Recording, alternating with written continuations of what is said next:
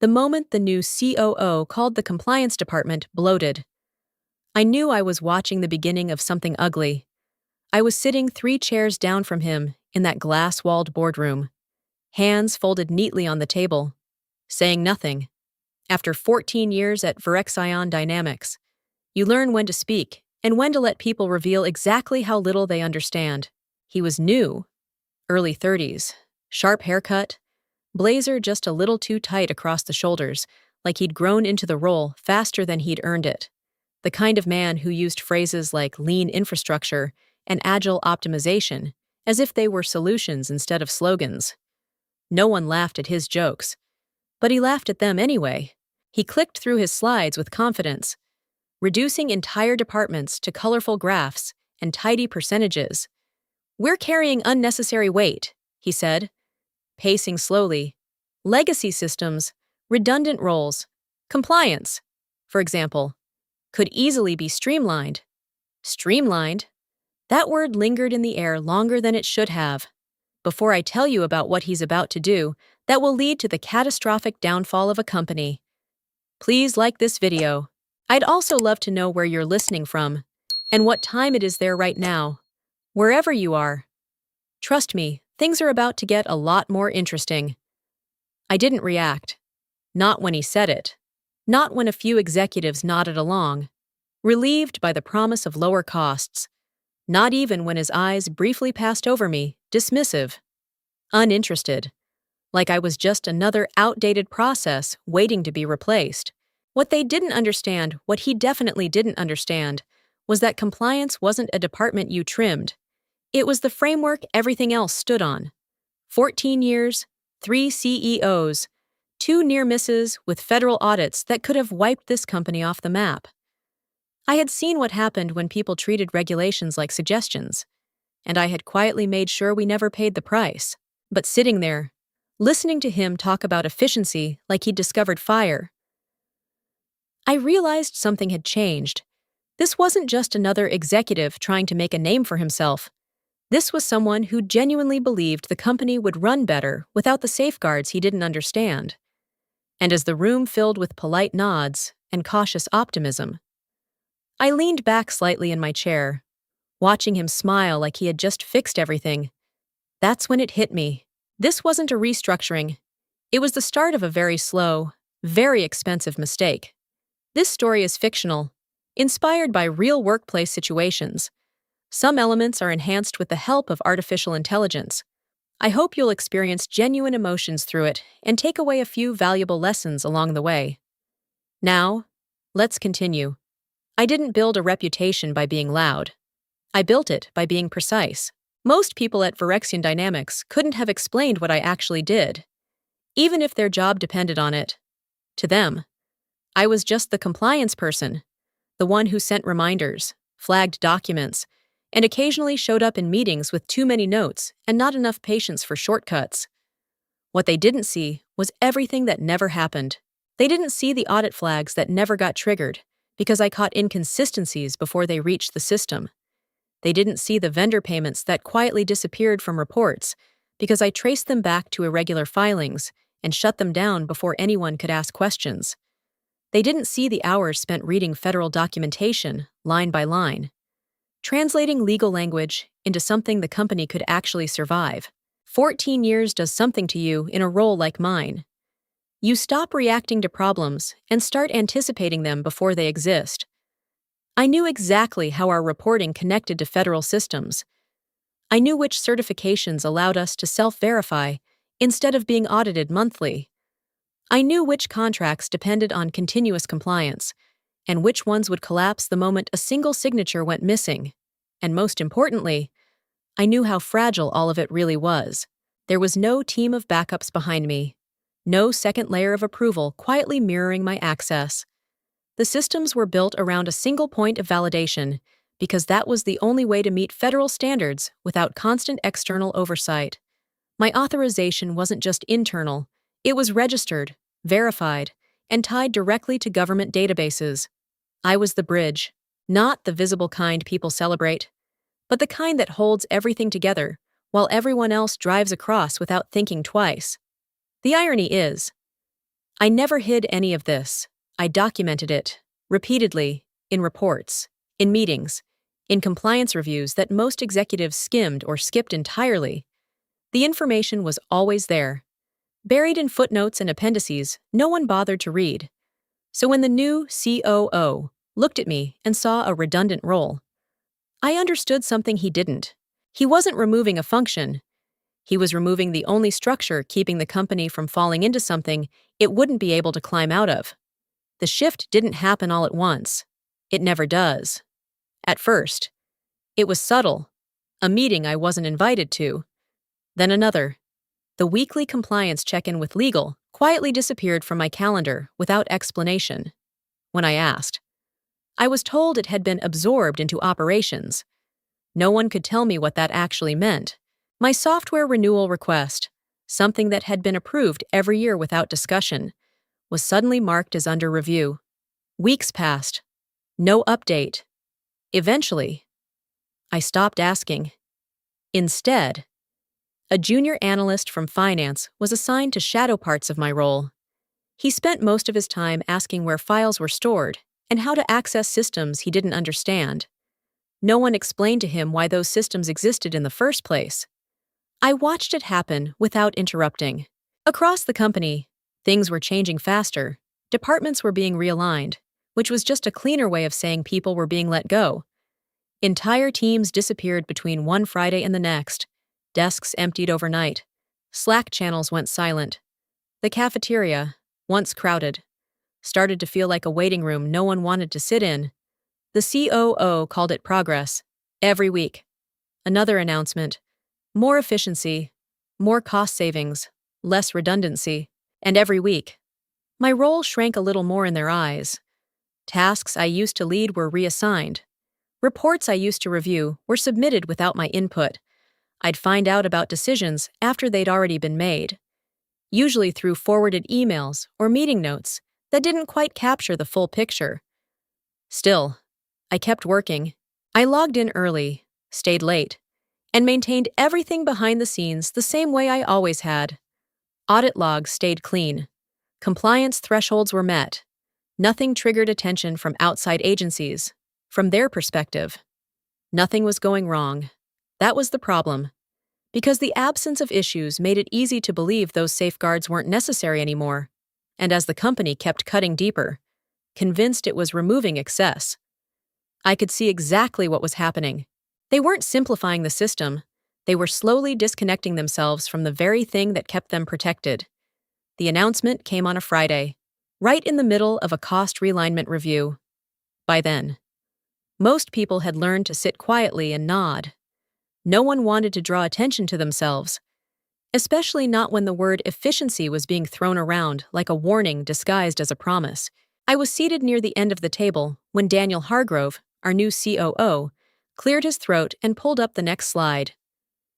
Next initiative, he said almost casually, we'll be transitioning compliance operations to a global partner. Lower cost, scalable support, and round-the-clock coverage. A few people shifted in their seats. One or two nodded.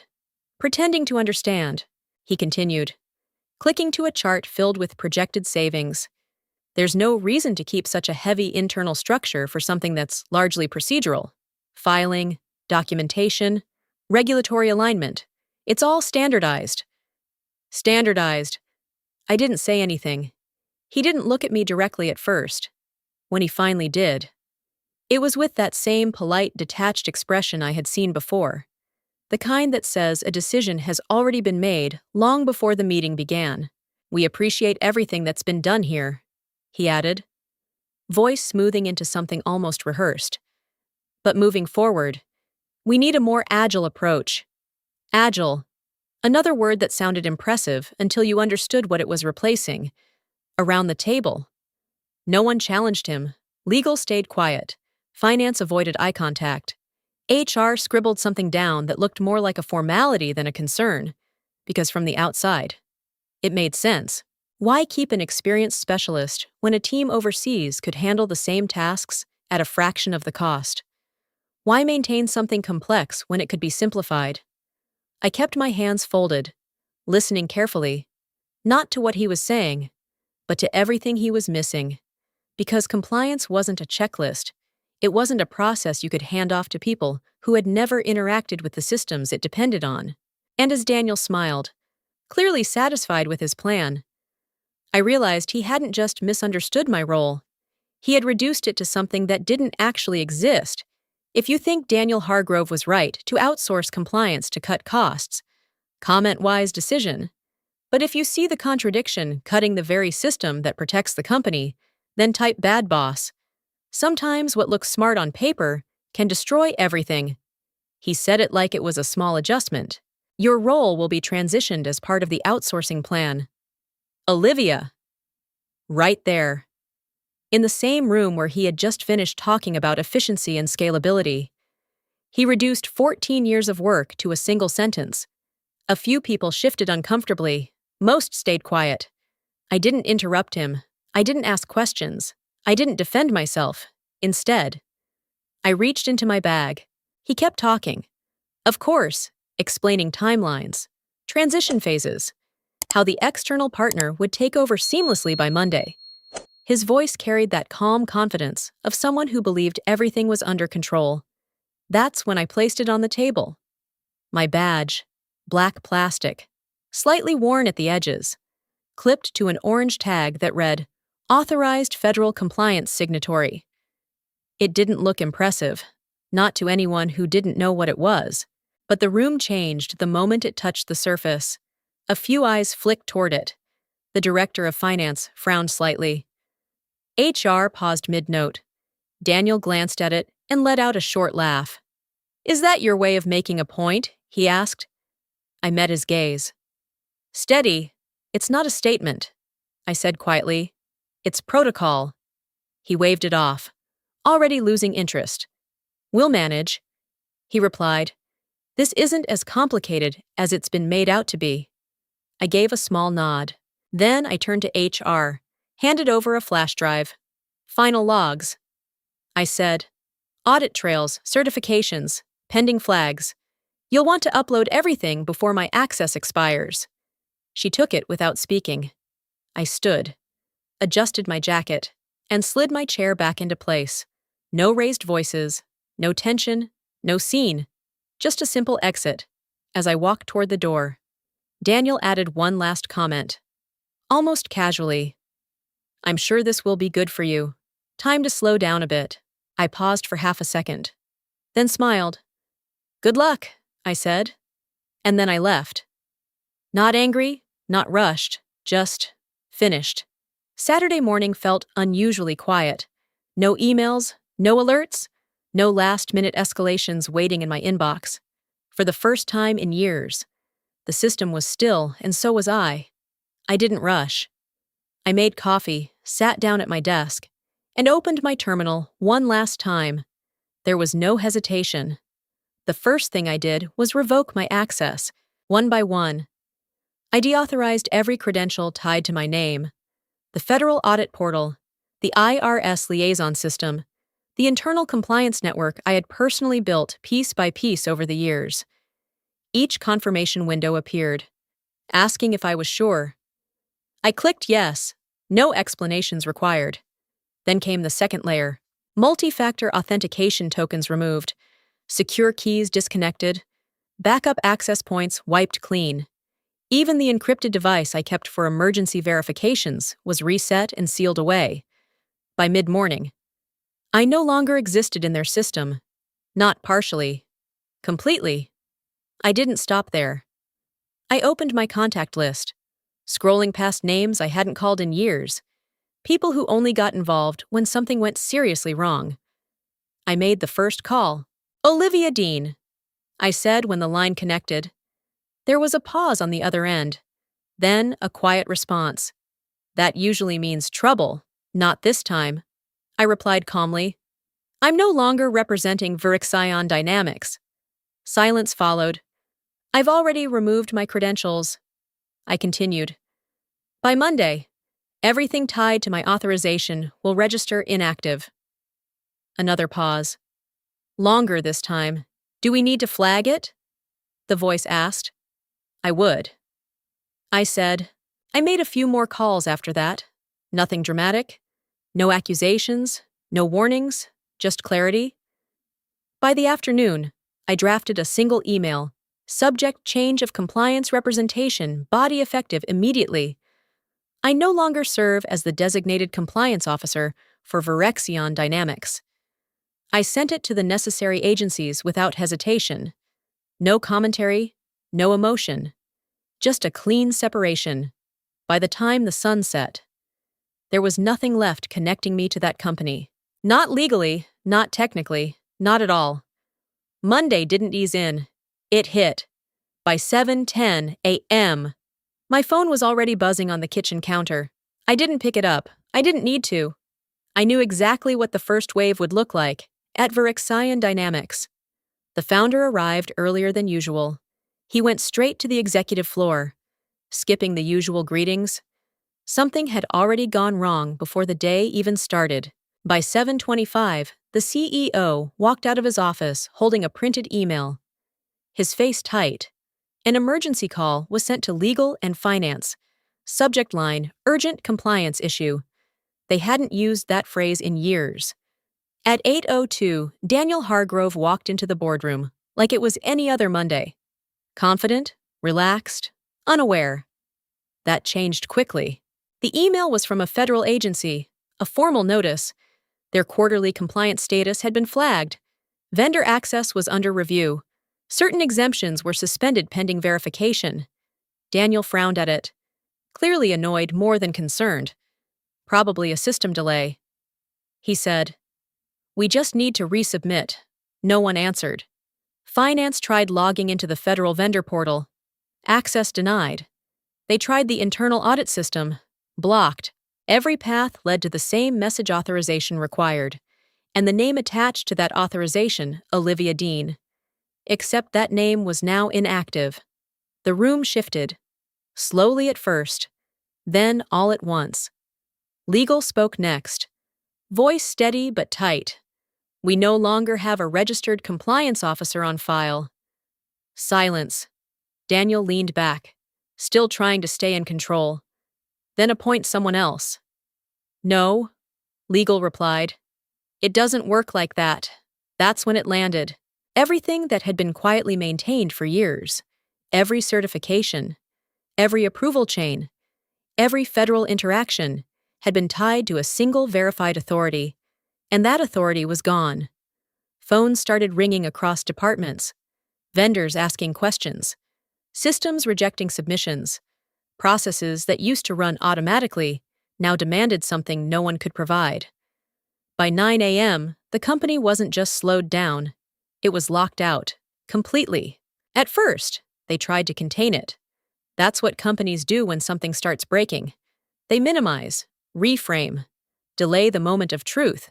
But this wasn't the kind of problem that could be softened with better wording.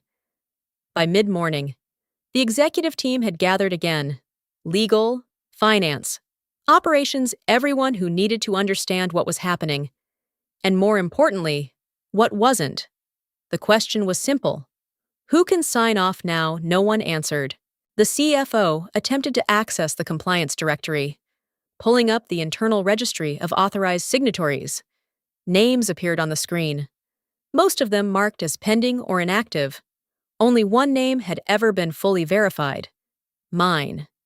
Now it was grayed out. Legal leaned forward, fingers interlocked, voice controlled. "The designated compliance officer isn't just an internal title," she said. "It's a federally recognized role. It requires certification, background clearance, and direct registration with multiple agencies." Daniel frowned. "So we assign someone else. Fast track it." She shook her head. "There is no fast track. The process takes months, and even then, only if the candidate qualifies." Silence settled over the room again. Heavier this time. The founder looked between them, trying to piece it together. "You're saying she was the only one?" "Yes," legal replied. "The only one authorized to submit reports, validate audit trails, and maintain our exemption status." The words landed one by one. Authorized, validate, maintain, each one closing another door. Daniel shifted in his seat. his confidence starting to crack. She never said that. She did. Legal answered calmly. Multiple times. In compliance reports. In review meetings. In written documentation. No one had listened, because for years, nothing had gone wrong. The system worked quietly in the background, invisible and taken for granted, until it stopped. Now every system, every contract, every interaction with federal agencies was waiting for a signature that no longer existed. And, for the first time, they weren't just facing a delay. They were facing a reality they couldn't fix quickly, because the one person who understood the system completely was no longer part of it. The first contract didn't collapse with noise. It came through as a short email just after noon. Subject line: immediate suspension. A government vendor had placed all active work on hold. No approvals, no deliverables, no payments.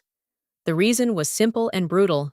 They no longer had a valid compliance authority on record. Within the next hour, 2 more followed. By early afternoon, procurement reported delays across multiple deals. Contracts that had been weeks from finalization suddenly froze mid-process. Systems that once moved documents automatically now refused to proceed without a verified signature, and there wasn't one. Finance tried again and again to push approvals through. Access denied. Operations attempted to reroute workflows. Blocked. Even the internal compliance system, something that had quietly supported everything for years, began rejecting actions across departments, not because it was broken, but because it was functioning exactly as designed. Nothing moved without proper authorization. Phones kept ringing, vendors asking who to contact, partners requesting clarification, some already escalating the issue to their own legal teams. No one had an answer. By late afternoon, the numbers started to reflect the damage. Millions in contracts stalled, deadlines missed, obligations unmet, and still, the same question echoed through every department. Who can approve this now? No one. Because the system hadn't failed.